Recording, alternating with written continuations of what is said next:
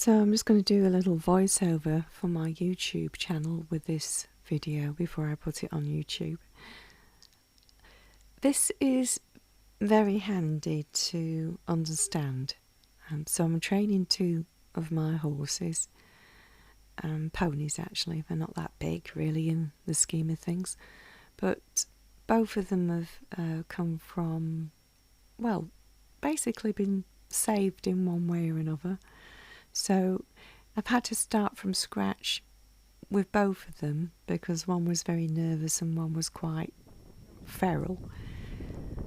So I'm going to talk you through what I'm doing here, because many parallels between what I'm doing and what God does with us. So I'm leading Ezra, the youngest of my horses, around the ring, keeping him out of my space so that he doesn't barge in on me. He's got to respect me. He's got to respect my space. And then I'm changing that to driving him. If you see me just twisting the rope down around a bit, just swinging it around a bit in the air, that's because I'm driving him, not touching him with it. I'm just using the motion to make him go forwards there, by just waving it around a bit. And then I'll come out of driving him back to leading him again. This reminds me of, the cloud before the children of Israel. Do you remember when God led them, and then the fire behind them at night? There's a cloud by day and fire by night, wasn't it?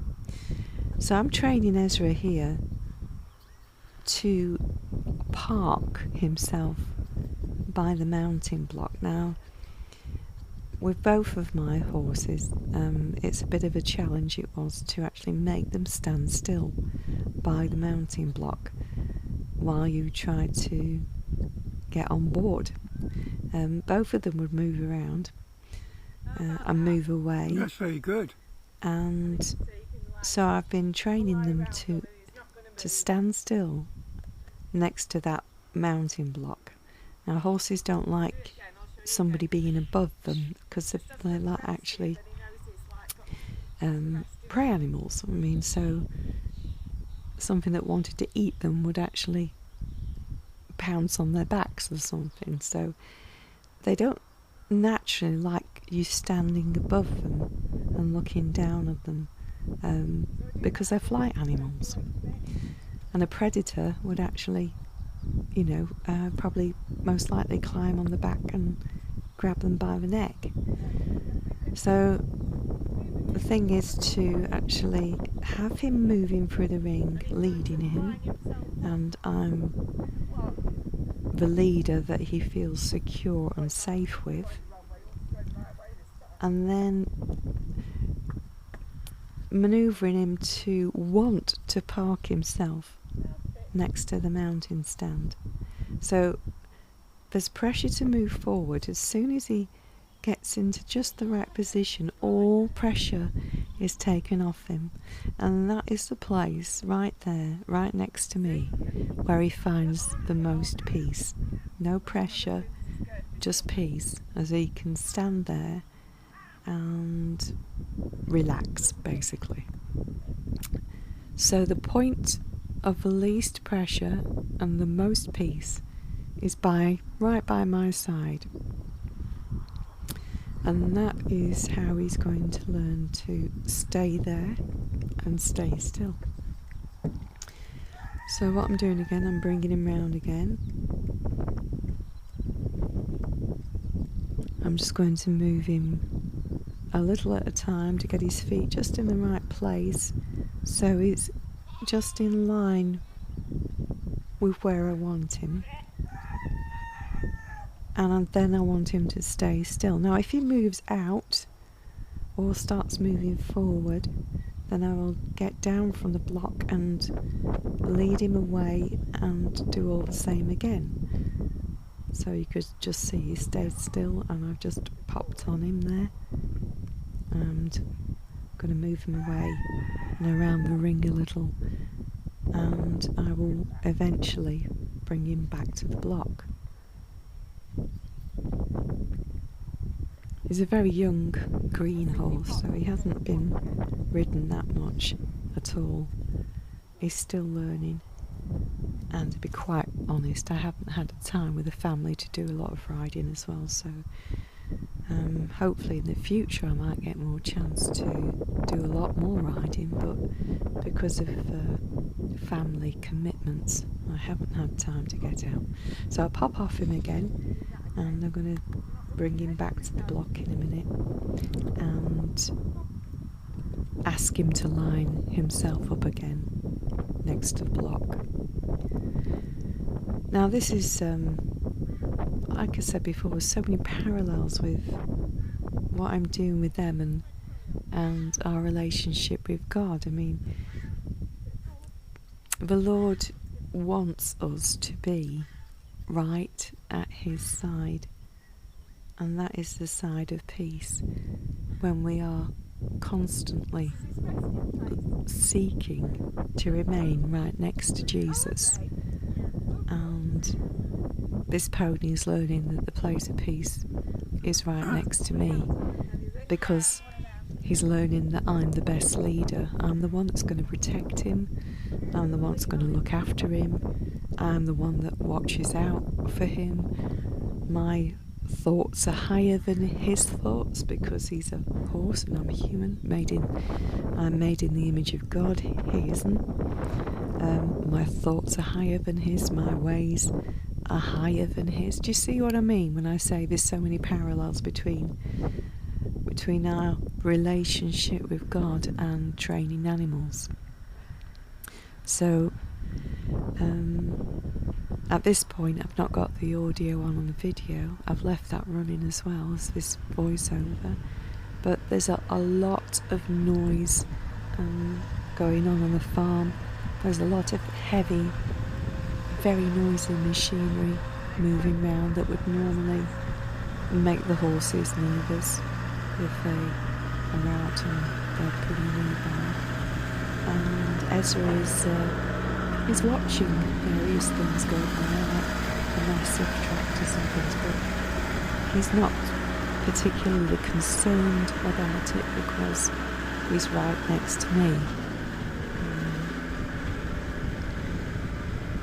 If I wasn't there, he'd be more concerned about this. Ezra was a pony that used to suffer from separation anxiety, so if you separated him from his friends, his field friends, or the ponies, or the horses, you would know about it, because he would be calling out all the time for them, and his behaviour would be very startled and distressed. That's what he used to be like, but because he sees me as a good leader and security, and he finds peace near me, he actually doesn't suffer from separation anxiety anymore. So again, I just brought him back to the block, and he's not being forced to stay there. He's not tied there. He's just remaining there of his own free will next to me. If he moves away, like I said, I will take him off again away from it and bring him right back round to park himself back there again. But he's pretty content from looking at this piece of video to stay there at the moment. So I put pressure on and off his back, and he's just moved his hind quarters out a little bit there. So I'll try and move him forward a bit, or I'll get down and bring him back round again if he goes out too far. I've just moved him forward a little bit in line again, which is fine because he looks quite straight.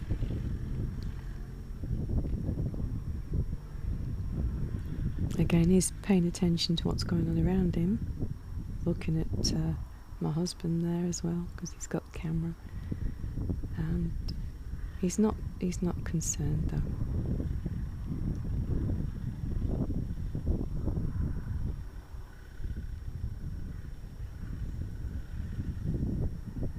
So he's getting used to having me above him and not being a threat at all, and being higher than him and seeing me up there and climbing up and climbing down there. All these things it takes horses time to get used to, because they're very afraid of many things, really.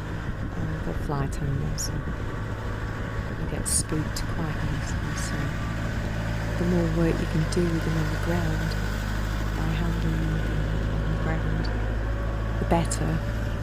It's better to do all this before they actually start going out riding on them, and getting them used to stuff, getting them used to noises, sounds.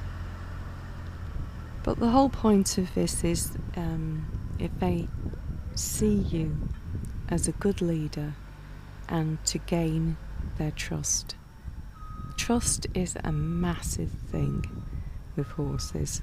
If they don't trust you, then you can't control over half a ton of animal, and you are controlling over half a ton of animal. And if that gets out of control, you know about it. So the whole point of relationship with your own horses is to have their trust, and if they become afraid of anything, that they're going to trust you over whatever they're afraid of. Now this is the same with us and God too. The Lord wants to get us into a place where we absolutely trust him, no matter what is going on around us, that he has our complete and utter trust. And at the moment there's so many things going on, and it's very dark. A lot of it is very demonic. There's a lot of lies being spun by the media, and the global government is being brought in. There's no doubts about that whatsoever.